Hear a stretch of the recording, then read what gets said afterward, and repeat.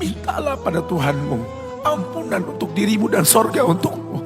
Wallahi wahai ibu, Allah ampunkan kamu, Allah masukkan kamu ke sorga, cukup untukku ridhomu yang kubutuhkan wahai ibu. Anak yang soleh itu anak yang tahu kalau dia seorang laki-laki nanti, secantik apapun istrinya, selucu apapun anak-anaknya, sebanyak apapun harta yang dia miliki, sehebat apapun dia di mata anak buahnya, demi Allah, orang tua tidak pernah menjadi nomor 2 dalam hidup. Ini banyak orang yang suka salah ini. Cuma gara-gara dunia, orang tua panjang mata menanti kedatangan anak. Jangan. Ya. Jangan. Anak yang soleh tahu sekali, sampai kapanpun ibumu, ayahmu. Sampai kapanpun. Dunia gak membuat dia lupa ada berkah keramat dunia hidup di atas muka bumi ini. Dia gak repot datang ke makam-makam para wali. Orang tua nomor 1 yang dia temui. Ini orang hebat. Ini banyak di antara kita, makam-makam didatengin, di mana saja didatengin, ngalap berkah. Orang tua panjang mata, berlinang air mata menanti, mana anakku? Mana pohon yang pernah kutanam? Mana pohon yang pernah kurawat? Kudengar dia sudah mulai berbuah, ingin kurasakan buahnya. Berani mengeluarkan dana jutaan untuk hal-hal yang gak disyariatkan. Ini orang tua panjang mata. Rela gak rela, orang tua kita akan mendengar dan melihat. Ma, aku pengen nikah. Aku pengen berkeluarga, Ma. Ya orang tua ya seneng lah. Cuma kalau inget metik buahnya belum terasa, ya ada perasaan kayak gimana gitu loh. Karena dia tahu setelah ini dia akan menikah. Bahwa anak orang ada kehidupan yang berbeda yang bakal dia rasa. Orang tua makin hari makin rentan, bukan makin seger. Yang perempuan dibawa orang, ya Allah. Baru kemarin perasaan mainin poni ini anak perempuan kita, betul. Baru kemarin mainin kepangan rambutnya, ya Allah. Ya Allah, baru kemarin perasaan saya titah dia. Titah, ya Allah. Belajar jalan, bisa berlari bawa sesuatu, coret-coret tembok. Aduh, Masya Allah. Sekarang udah gede, dibawa orang, ya Allah, Masya Allah. Yang laki dekat sama mamahnya. Baru kemarin tangan mungilnya kita tuntun, kalau kelepas dia nangis, betul? Sekarang tangannya keker besar, tangan ibunya keriput, betul? Mau nangkep tangan anak pun sudah mulai susah. Membawa anak orang datang dengan gagah, cium tangan, cipika-cipiki, udah. Ma, kita jalan dulu Ma ya. Udah Mama, udah. Digandeng tangan kekasihnya, dirangkul pundaknya. Ini anak laki ndak tahu ibunya kayak diiris-iris jantungnya. Dia lihat tangannya yang keriput, ya Allah. Udah berapa lama tangan ini nggak dibawa sama anak ini? Udah berapa lama tangan ini nggak digandeng sama anak saya?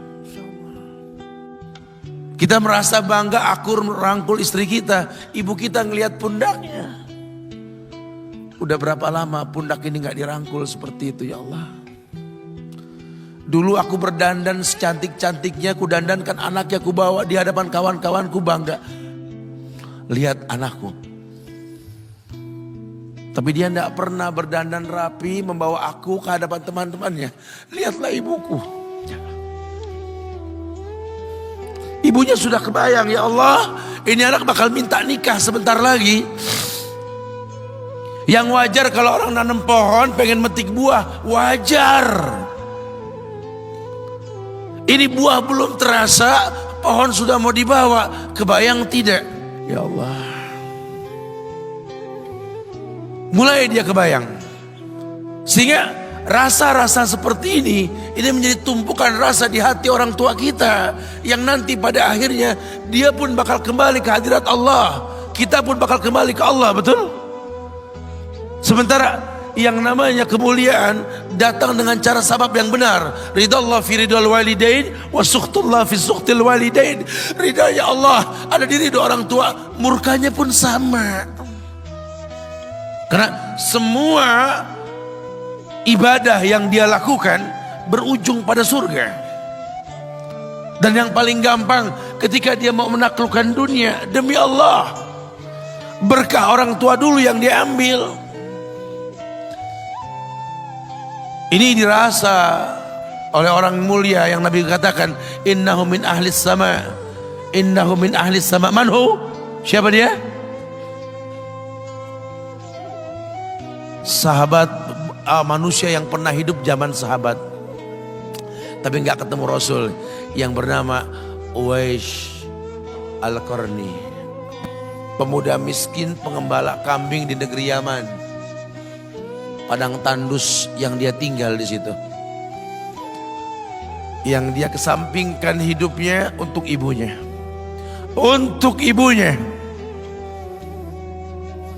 Tidaklah terucap kalimat satu yang ingin ibunya pengen, kecuali Uwais pasti akan melakukannya, apapun, dan ibunya cacat. Apa kata Uwais? Tidak akan pernah terlontar kata dari mulut ibuku kecuali kan kulakukan yang dia inginkan. Masya Allah. Ibunya cacat dan dia menomorduakan diri, yang penting orang tuanya dulu. Hingga satu waktu ibunya berkata, wahai Uwais,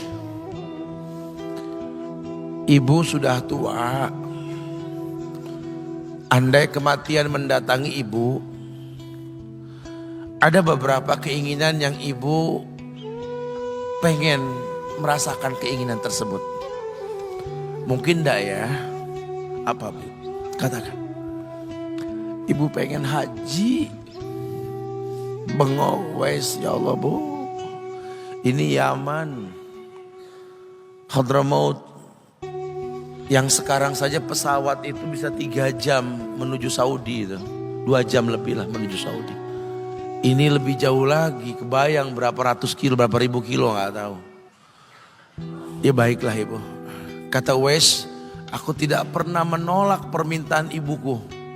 Tapi kali ini aku tidak bisa menjawab karena mikir gimana caranya ini. Apalagi dia seorang pemuda yang punya penyakit sopak. Ada tanda-tanda putih di bagian badan itu kayak pano besar gitu tuh. Udahlah, terserah gimana nantilah. Yang penting ini nomor 1 dalam hidup ini.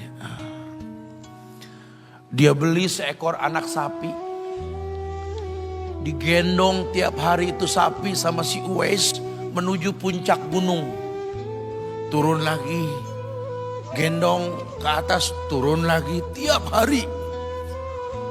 Sampai orang bilang, Uwais gila no. Orang sapi dipiara, dia digendong.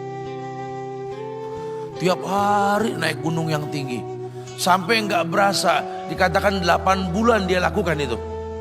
Sehingga terbentuklah fisiknya yang bagus karena olahraga tiap hari. Bawa itu sapi. Dan sapi itu makin berat. Dalam hikayat dikatakan sampai di atas 100 kilo itu sapi. Kemudian dia tetap gendong ke atas dan dia yakin, bismillah saya yakin. Sampailah bulan haji. Ibu naik ke pundakku. Digendong ibunya dari negeri Yaman. Subhanallah. Gak ada yang gak mungkin, lihat. Dibawa ibunya ke Mekah, bertawaf di Ka'bah. Dunia menyaksikan. Bahkan hikayat mengatakan dia sempat bertanya kepada sahabat Abdullah bin Umar, aku telah menggendong ibuku dari negeri Yaman menuju Mekah, bertawaf di Ka'bah ini. Sudahkah aku membayar jasa ibuku? Apa kata sahabat Abdullah bin Umar? Bahkan satu hentakan napas pun ketika melahirkanmu belum terbayar. Bahkan satu hentakan napas pun ketika melahirkanmu belum terbayar. Dia selesaikan tawafnya. Dia selesaikan tawafnya. Selesai tawaf, dibawa ibunya ke makom Ibrahim untuk sholat 2 rakaat. Selesai sholat diangkat tangan, dia berdoa kepada Allah, ya Allah, ampunkanlah ibuku ya Allah, ampunkan ibuku ya Allah, masukkanlah dia ke surgamu ya Allah, masukkan dia ke surgamu ya Allah. Ibunya berbisik, Uwais, sudahlah, mintalah pada Tuhanmu ampunan untuk dirimu dan surga untukmu. Wallahi wahai ibu, Allah ampunkan kamu, Allah masukkan kamu ke surga, cukup untukku, ridhomu yang kubutuhkan wahai ibu. Lihat,